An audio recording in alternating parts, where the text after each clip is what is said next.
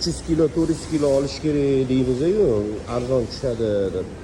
O'shanda mana mamlaqa mollar, mamlaqa press qilinadi bular. Ko'ryapsizlar, bular sim bilan qilinadi. Bu aniq ko'proq tiqiladi, qattiqroq presslanadi bu.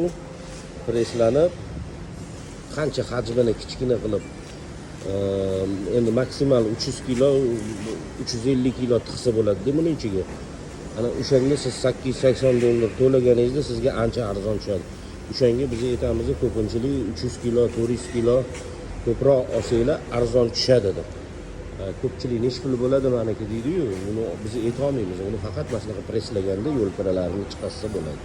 Mana bunaqa keladi, keyin bularni yaxshi qopga joylashtiriladi.